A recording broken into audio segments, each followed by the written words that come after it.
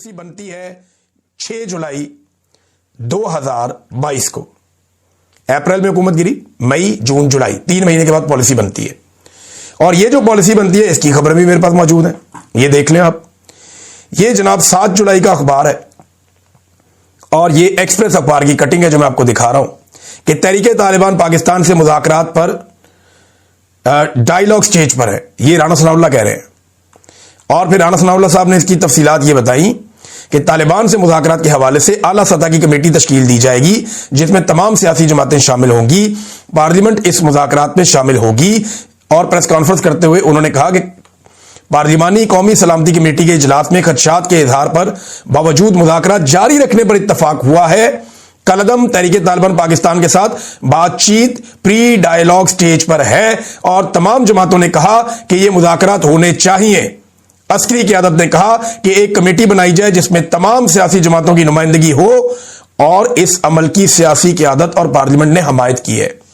TTP से मुताल्लिक हतमी फैसला parliament का होगा। यह राना सनाउल्लाह। कब? 6 जुलाई 2022। और तालिबान आते कब है? अगस्त 2022 में। यानी इमरान खान अप्रैल में जाते हैं, उनके जाने के बाद मई में मीटिंग्स का आगाज होता है, जून में डिस्कशन होती है, जुलाई में बाकायदा बड़ी मीटिंग होती है, अगस्त में तालिबान आना शुरू होते हैं। तो डीजी आईएसपीआर इन तमाम सबूतों की और गवाहों की मौजूदगी में झूठे साबित हो गए। नहीं बोलना चाहिए था झूठ। ये देखें ना, जंग अखबार देख लें, पसंदीदा अखबार। टीटीपी मुज़ाकरात हतमी फैसला पार्लियामेंट का। सिविल और अस्करी नुमाइंदों की कमेटी अफगान हुकूमत के साथ के ताउन से बातचीत कर रही है। कौमी सलामती कमेटी को ब्रीफिंग। जरदारी भी मुज़ाकरात के हक में है। वज़ीर दाखिला राना सनाउल्लाह की मीडिया को ब्रीफिंग। आइन और कानून के मुताबिक ही अमन लाएंगे, यह भी ब्रीफिंग। और इसमें एक और मजे की बात देखें, कौम और फौज की कुर्बानियों के बायस मुल्क में मुनज़्ज़म दहशतगर्दी का कोई ढांचा नहीं रहा। यानी यह भी कंफर्म कर रहे हैं कि इमरान खान के दौर में कोई दहशतगर्दी नहीं थी, खत्म हो गई थी, दहशतगर्दी खत्म हो रही थी, कोई मुनज़्ज़म ढांचा मौजूद नहीं था। और इन्होंने फिर उसके बाद दहशतगर्द मंगवाए पाकिस्तान में, खुद कह रहे हैं, और उसके बाद दहशतगर्दी पाकिस्तान में वापस आई। साबित हो रहा है, मैं तो नहीं कह रहा, यह तमाम अखबारात में लिखा हुआ है। पहले ये कहते हैं जनाब, देखकर कौन कहता है खारजियों और दहशतगर्दों से बात करनी चाहिए? भाई बात करने का तो आगाज आपने किया। एक एक बंदा, डीजी साहब गवाही दे रहा है कि जनरल बाजुआ चाहते थे बातचीत करना और उन्होंने आगाज किया था। इमरान खान का स्टेटमेंट निकाल के दिखा देते हैं आपको। वो कहते हैं 2021 में उस वक्त की फौजी क़यादत ने हथियार फेंकने वाले दहशतगर्दों को वापस बसाने का मंसूबा पेश किया था। और इमरान खान साहब ने यह कहा था कि ये 35-40 हजार लोग हैं जिनमें दहशतगर्द हैं, उनकी फैमिलियां मिला के ये 35-40 हजार लोग हैं। इनमें कुछ 5,000-7 हजार के करीब वो लोग हैं जो मुसल्ला है, दहशतगर्द हैं।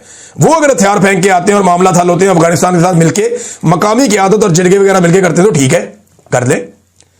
लेकिन लोगों को एतमाद में लिए बगैर ये नहीं होगा। और फिर इमरान खान साहब के दौरे हुकूमत में जब इसके ऊपर डिस्कशन की गई तो ये रिजेक्ट हो गया फॉर्मूला।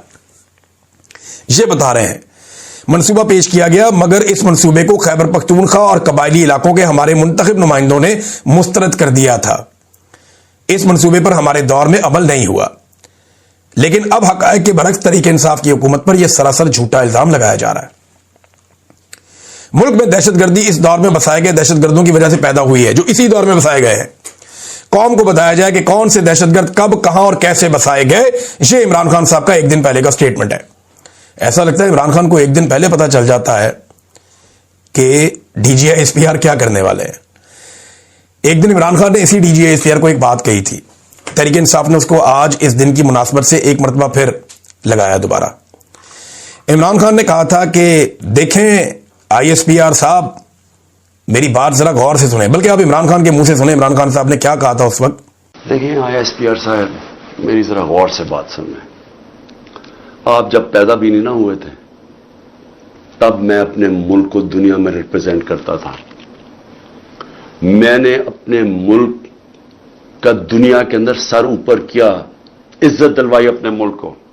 उठा के देख लें, आप भूल गए होंगे, आप पैदा नहीं हुए होंगे, जरा पता चलवा लें कि इमरान खान ने क्या पाकिस्तान की दुनिया में इज्जत ऊपर की या नीचे की।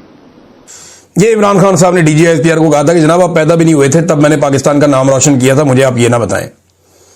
और एक चीज मैं आपको और बताता हूं, यहां पे एक ब्रीफिंग दी थी 5 जुलाई 2022 को आर्मी चीफ जनरल बाजवा ने DGISI जनरल नदीम अंजुम ने और core commander Peshawar general Faiz Hamid ने पार्लियामेंटेरियंस को यह बताया था कि तालिबान से हमारे मुज़ाकरात जारी है और उस वक्त इमरान खान की हुकूमत खत्म हो गई थी।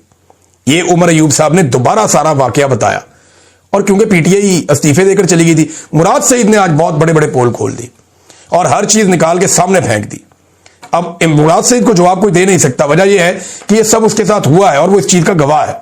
ये क्यों ढूंढते हैं मुराद सईद को, यही तो वजह है।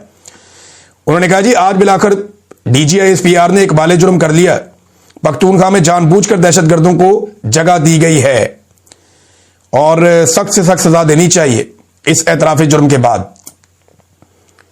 उन्होंने कहा कि अक्टूबर 2021 में फौज ने बहुत कोशिश की कि मुज़ाकरात के नाम के ऊपर आबादकारी की जाए, इनको लाया जाए यहां पे और नई जंग शुरू करवाई जाए और सारा मलबा इमरान खान पे डाला जाए, लेकिन हमने दलाइल के साथ बात की और चैलेंज कर दिया इस मामले को और इस मंसूबे को मुस्तरद कर दिया।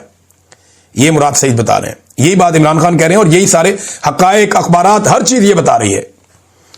फिर उन्होंने कहा रिजीम चेंज के अगले महीने PDM को इस मंसूबे पे ब्रीफिंग दी गई। हमारा तो रिजीम तब्दील हो गया अप्रैल में 2022 में। फिर मुराद सईद कहते हैं कि वहां पे आपने वेंटिलेटर हुकूमत ने कोई गुंजाइश ही नहीं दी, उन्होंने कोई मज़ामत नहीं की। तो वजीर दाखिला ने बाहर आकर इस मंसूबे के हक में ट्वीट भी कर दिए और बयानात भी दे दिए और अफगानिस्तान एक वफद भी भेज दिया गया। और हमने ये पूछा कि 80,000 लोग शहीद हो गए हैं, ये आप क्या कर रहे हैं?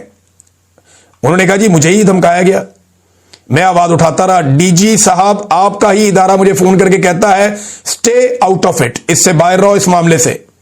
मैंने जवाब दिया 80,000 शोहदा के बाद अपना अमन तबाह नहीं होने दूंगा। जिस तरह इंसानी जानों पर आप बयानियां बना रहे थे, बिल्कुल इसी तरह आपके इदारे ने प्रेस रिलीज उस वक्त जारी की जब मैंने कहा कि दहशतगर्द आ रहे हैं। मुराद सईद बता रहा है कि जब मुराद सईद ने कहा कि दहशतगर्द आ रहे हैं पाकिस्तान में, उस वक्त फौज ने प्रेस रिलीज जारी की और यह कहा कि दहशतगर्दी की वापसी की खबर झूठी है। वजीर दाखिला ने भी इसको प्रोपेगेंडा करार दिया जब मुराद सईद ने यह मामला उठाया।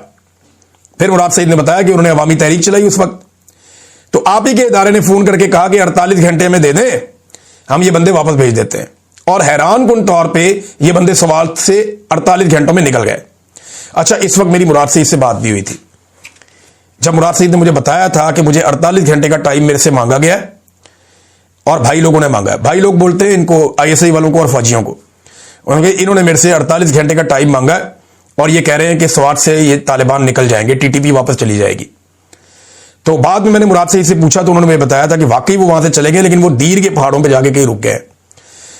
यहां पे भी मुराद सईद ने यही कहा। उन्होंने कहा जनाब बाद में दीर की पहाड़ों तक पहुंचे, मैंने फिर एहतजाज की कॉल दी, तो फिर ISP